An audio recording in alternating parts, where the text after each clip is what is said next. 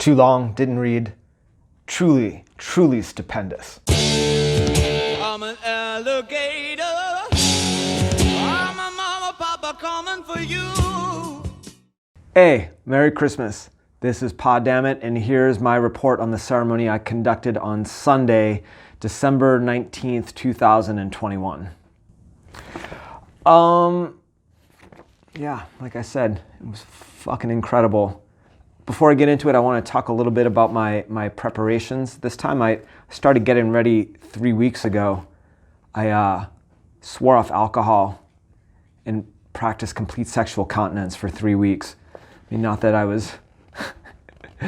been seeing a lot of action in these pandemic days, but I mean, everything.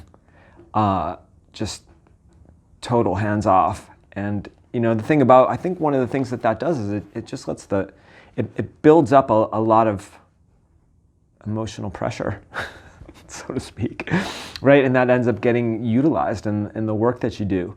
The other thing that I did was I did a 3-day fast. So I didn't eat for 72 hours before the ceremony, and that was interesting. And again, why? Well, I think fasting might be the key to success when you're working at high levels with this kind of visionary work.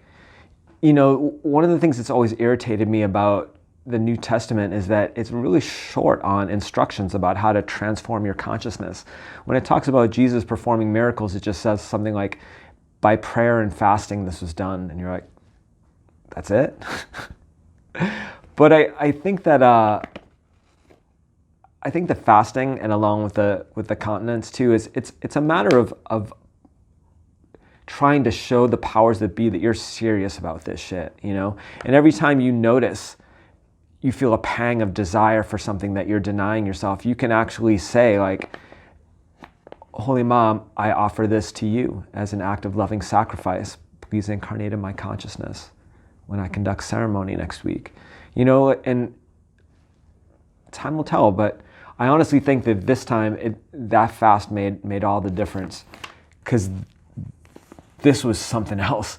This was a weird and wild and woolly ride. I'm gonna put on my old man glasses so I can read my notes. This one had some of the strongest visions I've ever had, but also some of the most vicious resistance I've ever experienced. Literally until almost the last 2 minutes of the ceremony, when I was performing the last song on the Anne Frank working, which is that Pearl Jam song, Release, I would have considered this ceremony to be nearly a failure. It was so hard and so draining. And then right at the end of that song, something happened that utterly transformed the way I see how that afternoon went. And it turned out to be one of the best ceremonies I've ever had, I think. Here's some of my takeaways. Here's what I learned.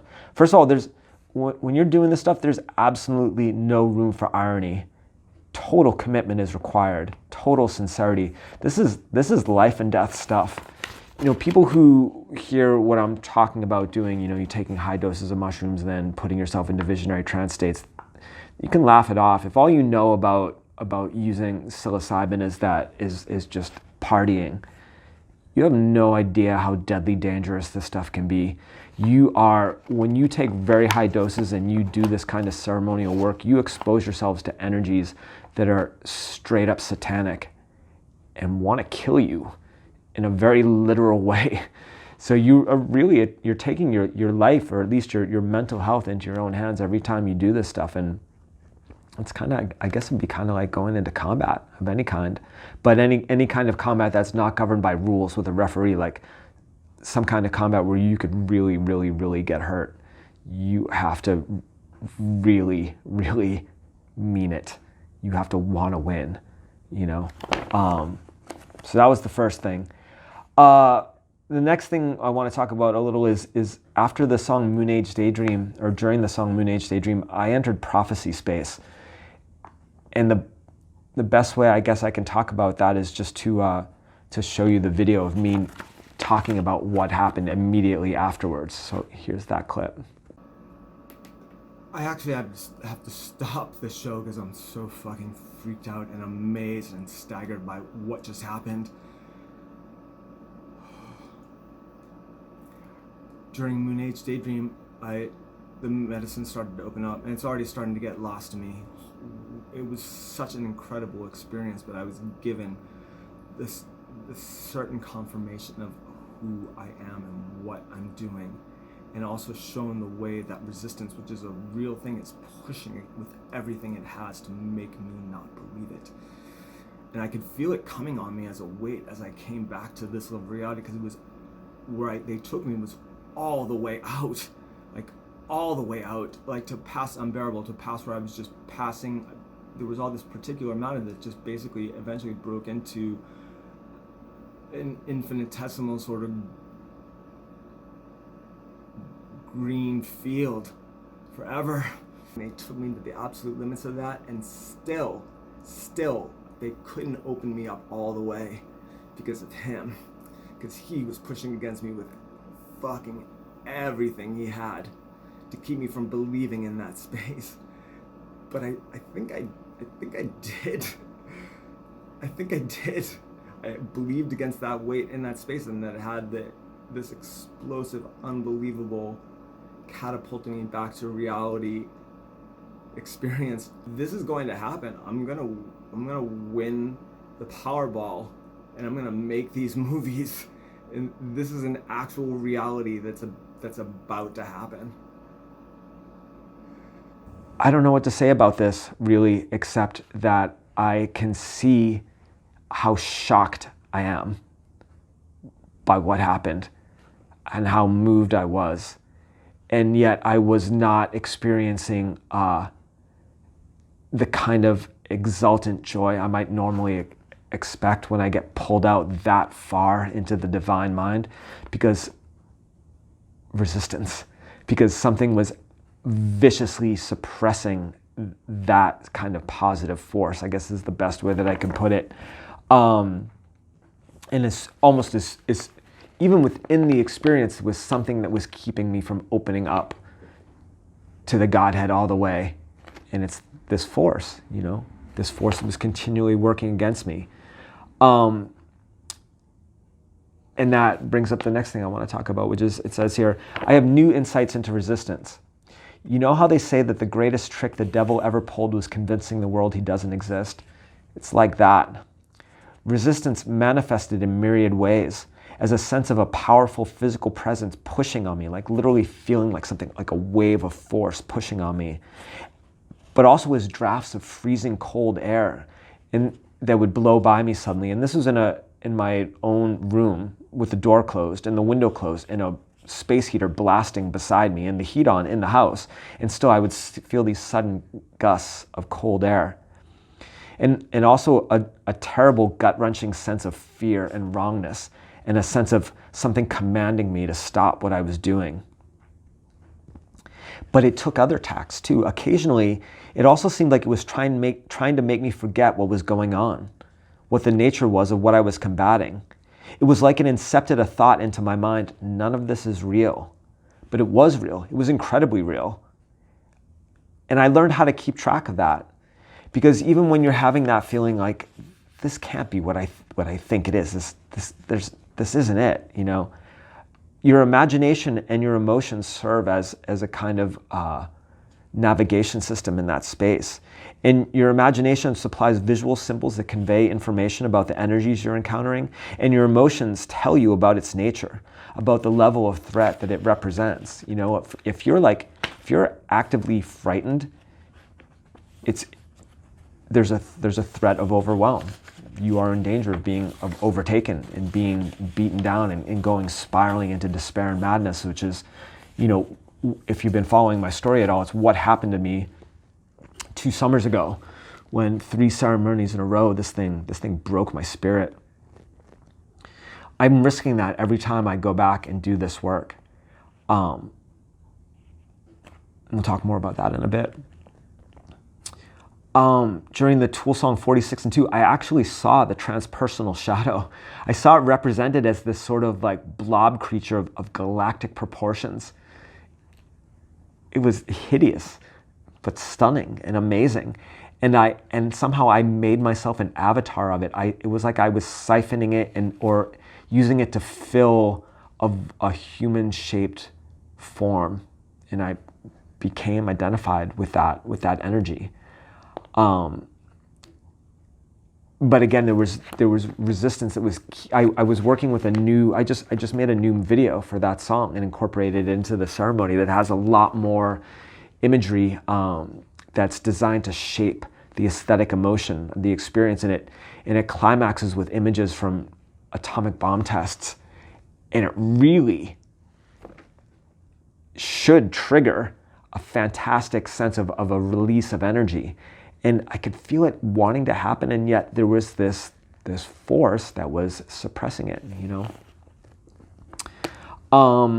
At some point I came back and I started talking about how, it says here, it really is all about this idea of Bowie equals Jesus of Nazareth, the Ziggy Stardust equals the cosmic Christ. That's the imaginative model for who we are trying to become, a superhero who can channel this divine energy.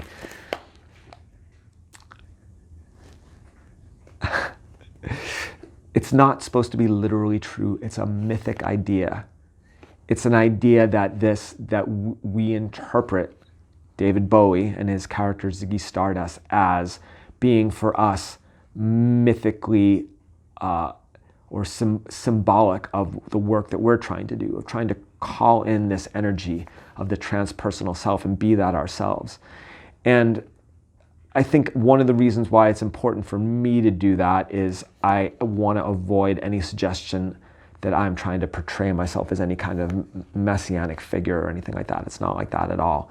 This stuff is all about creating new imaginative models that we can apply to interpret these energies and create experiences and transformations for ourselves. There was a bunch of stuff about phonomancy catching on in the South, the American South and the Midwest. And that was almost like this prophetic kind of, another prophecy kind of thing.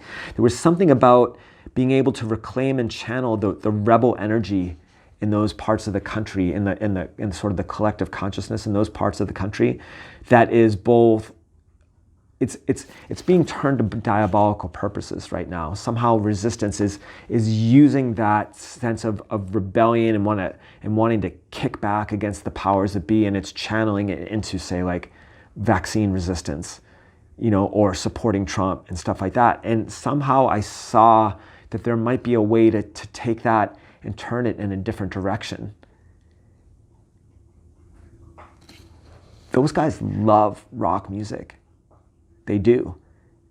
That culture does, and country music and stuff. And phonomancy might be a key to reclaiming that energy and directing it in a new way. If we could somehow get to those people and educate them and show them a little bit more about the real history of the US, and then kind of open their eyes to how they have benefited from how people in this country and around the world have been mistreated and exploited. If we can help them reorient themselves to a transcendent reality, then maybe they would get on board with this program of trying to right the wrongs that we have collectively committed. And again, that seems to be the key to ushering us into the science fictional future. That's the point of all this stuff.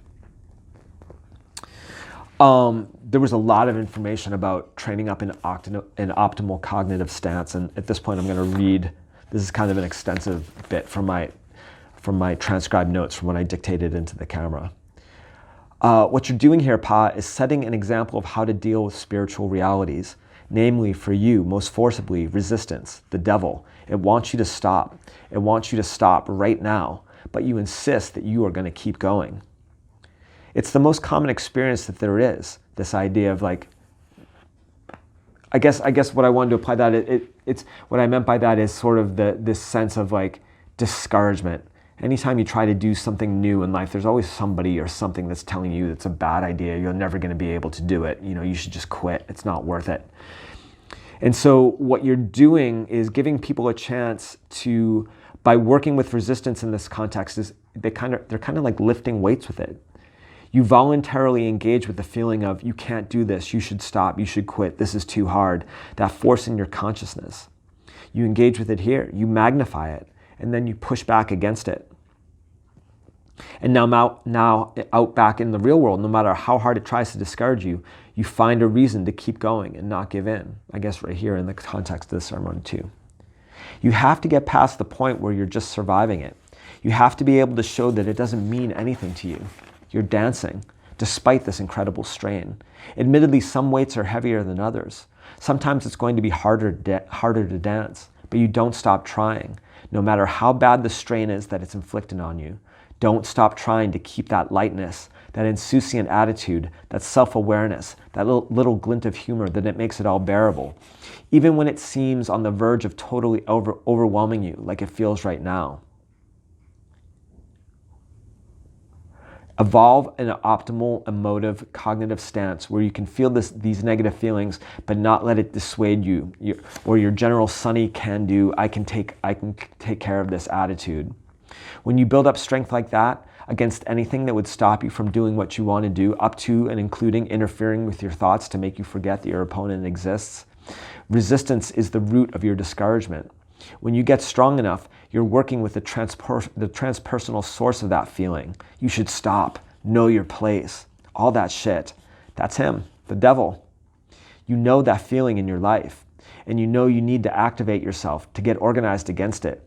This force exists, and it is trying to destroy you.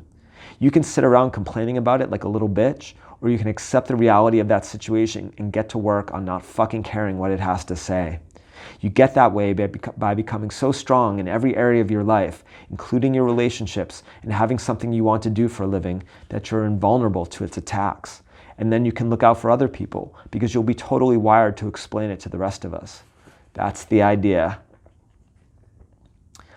I just have to say, it was so brutally hard, and yet I never flagged. In the videos, I'm actually wincing in pain from the tension and stress that I'm suffering, and yet I'm laughing at the same time. I'm like, my body is locked in terror, and yet I'm just kind of smiling and grinning like I am right now. But it says, God, things were fucking grim for a while. Really grim, like Billerica grim. Billerica was this terrible shithole working class town next to where I grew up. Junkyard mean grim, pushing and pushing and pushing on me, suffocating. And even when it wasn't on the verge of overcoming me, I felt no joy at all. It was just a grind. Only the vaguest intimations of the good across a trash-strewn yard. It was a grim, grimy, working-class mundanity. There were resonances with what I thought of as kind of like dirty working class emotions of exhaustion and obligation and resentment and responsibility and lack of love. And these emotions are not part of my life now, but they were so much a part of my childhood. Not so much in my family, but in the town where I grew up. I saw it in the faces of the people around me all the time. But somehow, if I can be exposed to those feelings now and engage with them with a feeling of love and compassion, I can amplify that and overcome it. The next note is, La Santa Muerte is my goddess. She gets me.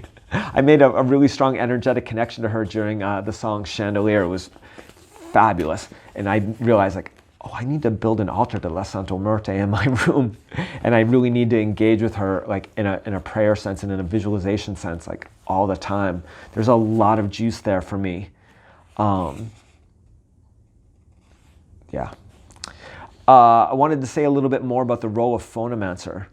Okay, like this performative role that I play in the shamanic cabaret when I actually get to perform it in public. The singing is for you. I spend so much time. I practice singing a couple hours every day. I love singing, but I'm barely passable at this point. I've got no talent for it at all. But I need to do it, because I think about getting out in front of people and singing, and I want them not to be dissuaded. But the thing about it is, as it says here, the singing is for you. You want it to be good enough that it's not distractingly bad for the people who can hear you. But the singing is just there to help you merge with the song. You have to keep trying and trying to get what you're doing to match the record. The closer you come, the deeper that into a trance you can enter. When you hear the voice on the record as your own, you're in.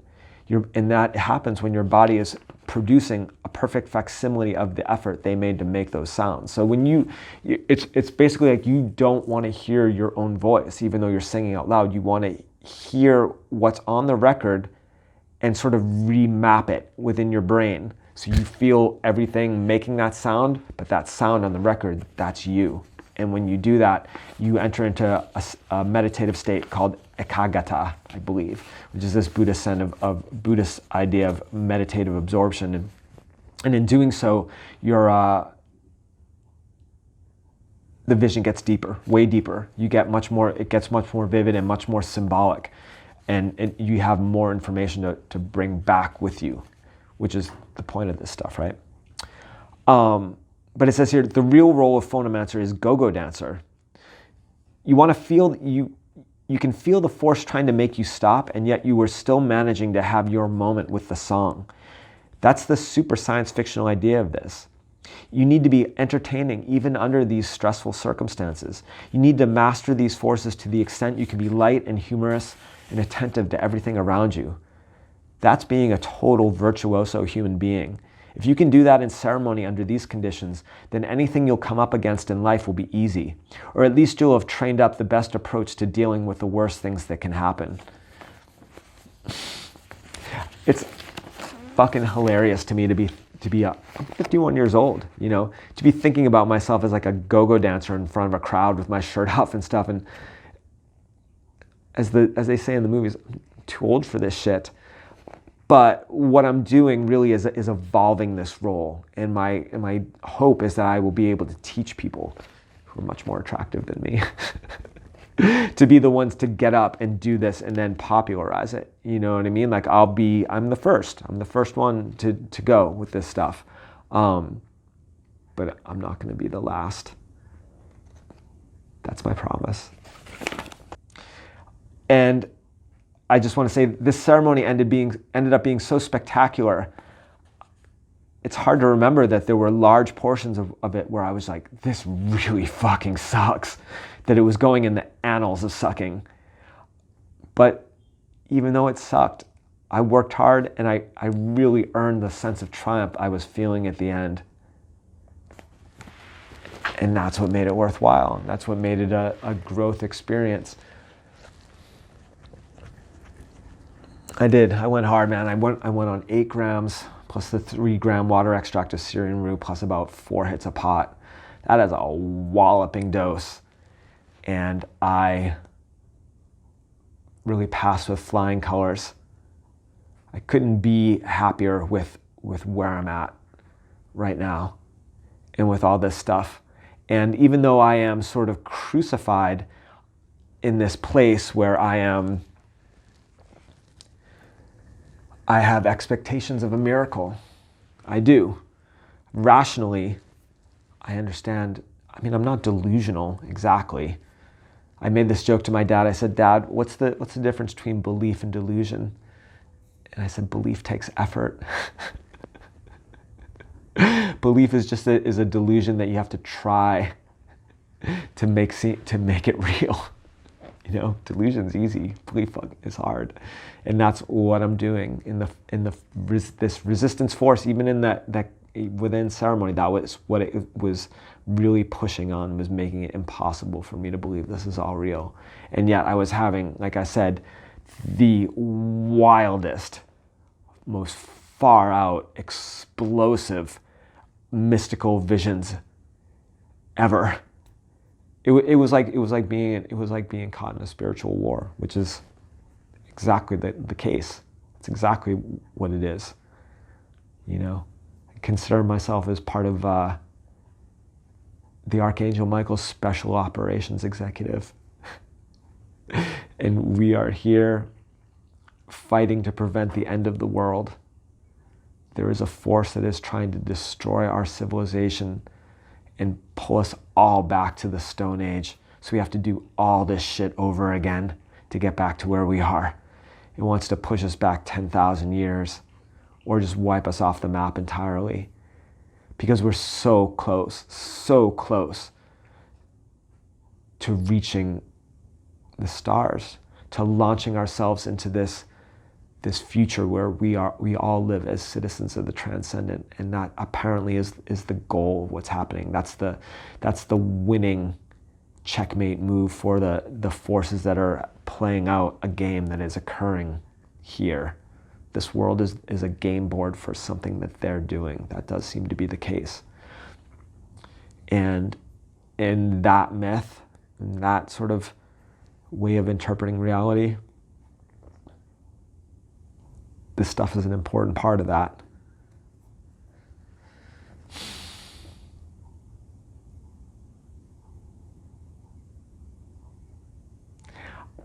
I forget who it was. I always want to say it was Origin that said, I believe because it is absurd, but I don't think it was. It was somebody else. I'll have to look up who it is.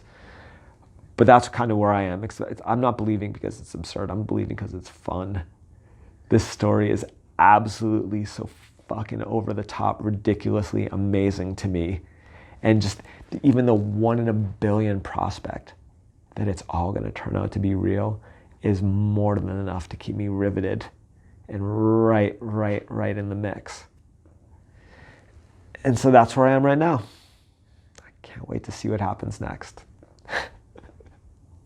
All right, as ever, I'm your pal, Pa Dammit, reminding you, if you're going to say yes to any pleasure in life, you have to say fuck yes to every pain as well. Do it for your ma. I'm an alligator. I'm a mama, papa coming for you.